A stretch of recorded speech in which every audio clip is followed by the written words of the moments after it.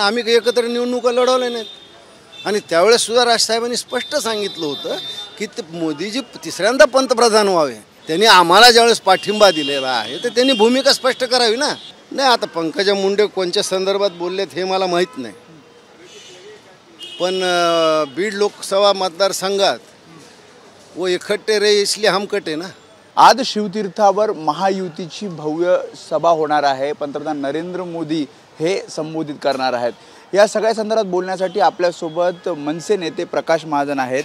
शिवतीर्थावर सभा होते, इथेच तुमचे सुद्धा उमेदवार आहेत. राज ठाकरे यांचे सुपुत्र अमित ठाकरे याच माई विधानसभा मतदारसंघामध्ये उमेदवार आहेत आणि इथे आता शिवतीर्थावर नरेंद्र मोदी म्हणजे महायुती सभा होती, नरेंद्र मोदी संबोधित करणार आहेत. कसं बघता या सभेकडे? भारतीय जनता पक्षाने आमचे युवा नेते श्री अमित ठाकरे यांना जाहीर पाठिंबा दिला आहे आणि मोदी आल्यामुळे तो आता त्याच्यावर शिक्कामोर्तब झाला आहे. पण प्रचार तर भाजपचे या ठिकाणचे स्थानिक कार्यकर्ते प्रचार तर सदा सरवणकरांचा करतात. भाजपनं जाहीर पाठिंबा दिला आहे ना. भाजपनं आम्हीला जाहीर पाठिंबा दिला आहे आणि मोदी आज इथं प्रचार करणार म्हणजे इथल्या उमेदवारासाठीच मोदीला मत मागावं लागेल ना. आमच्या महायुतीच्या उमेदवारासाठी मागावं नाही. महायुती म्हणजे भाजपनं पाठिंबा दिल्यावर ती कुणासाठी मत मागणार? सरवणकरांसाठी कसं मागणार? मग भाजपनं कसं पाठिंबा दिला? ते भाजपचे सर्वोच्च युती निर्धार सभा आहे ना. भाजपचे सर्वोच्च नेते आहेत ते. पंतप्रधान मोदी हे भाजपचे सर्वोच्च नेते आणि भाजपचे नेते स्थानिक त्यांना विचारले स्वतः आम्हाला पाठिंबा देणार नाहीत, परस्पर पाठिंबा देणार नाहीत. म्हणजे याचा अर्थ वरूनच हा पाठिंबा आहे. नाही पण उमेदवार तिथे महायुतीचे असणार, सदा सरवणकर तिथे उमेदवार असणार, तिथे अमित ठाकरे तर नसणार तिथे. राज ठाकरे मी काय म्हणलं, महायुतीचा उमेदवार कोण हे आम्हाला माहीत नाही. भाजपनं आम्हाला पाठिंबा दिला हे आम्हाला माहिती आहे. याचा फायदा तुम्हाला होणार? नक्की होणार आहे. नाही तर जाहीर करावं इथं त्यांनी की आमचा पाठिंबा नाही अमित ठाकरेला. म्हणजे भाजपनं जाहीरच केलं ना पाठिंबा. महायुतीचा प्रचार करणार, महायुतीच्या उमेदवाराचा. हो महायुतीचा कुठे करू द्या, पण इथं जे भाजपचे कार्यकर्ते का दिसत नाहीयेत अमित ठाकरेंच्या प्रचारामध्ये? तिथं मग सदा सरवणकर पाठिंबा दिलाय ते प्रचारात दिसलेच पाहिजे असा आमचा आग्रह नाही. मतदान करावं त्यांनी एवढंच आमचा आग्रह.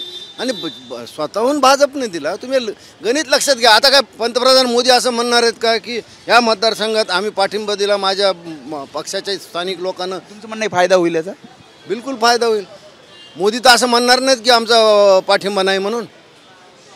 म्हणू शकतात का? नाही म्हणू शकत. पण महायुतीची निर्धार सभा बाकीच्या ठिकाणी काय करायचं करते ना, ते इथं सभा घ्यायलेत आणि भाजपच्या स्थानिक नेत्याने पाठिंबा दिलेला.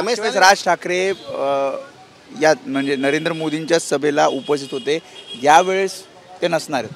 हो, कारण आम्ही काही एकत्र निवडणुका लढवल्या नाहीत आणि त्यावेळेस सुद्धा राजसाहेबांनी स्पष्ट सांगितलं होतं की ते मोदीजी तिसऱ्यांदा पंतप्रधान व्हावे म्हणून आम्ही पाठिंबा दिला आहे.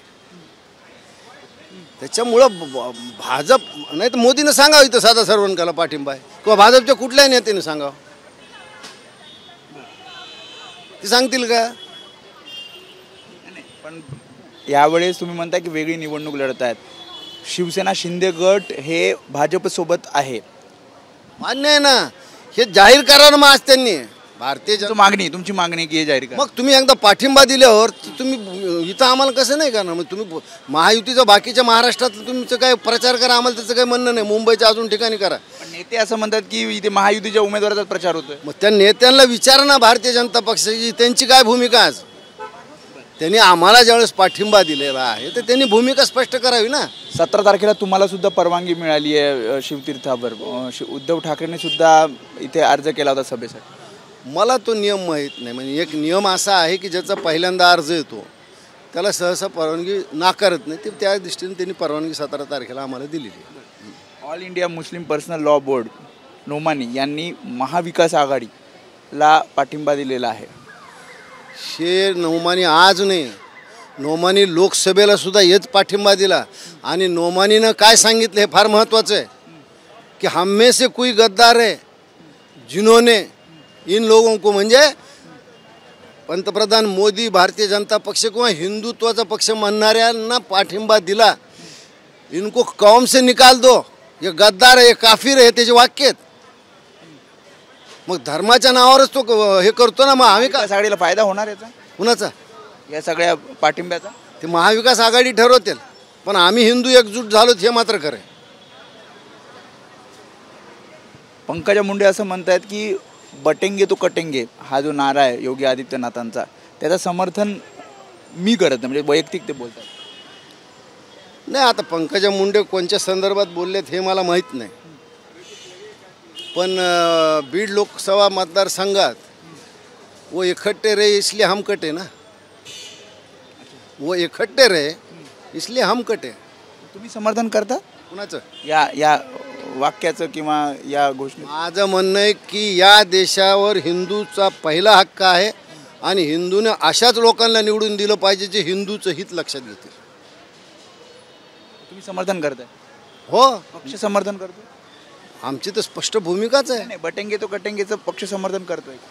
बिलकुल. आम्ही जर हिंदू वाटले गेलोत तर आमचं भवितव्य धोक्यात आहे. माझं तर हे म्हणणं आहे की ज्या पद्धतीनं मुसलमान किंवा नोमानीसारखे लोक प्रचार करतात, आता ते उघड करायलेत लोकसभेला त्यांचं शुक्रवारचं हे लोकसभा करते. शेवटी आम्हा हिंदूला ह्याचा विचार केला पाहिजे. आम्ही किती दिवस सहिष्णू राहायचं आणि का राहायचं? त्यामुळे हे होते प्रकाश महाजन. त्यांनी सांगितले की नरेंद्र मोदी यांची जी सभा शिवतीर्थावर होती आहे त्याचा फायदा हा आमच्याच उमेदवाराला होणार, म्हणजेच अमित ठाकरे यांना होईल.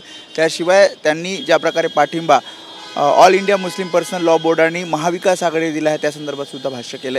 कॅमेरामॅन सचिन शिंदेसह मी वेदांत नाईक, एबीपी माझा, मुंबई. एबीपी माझा, उघडा डोळे बघा नीट.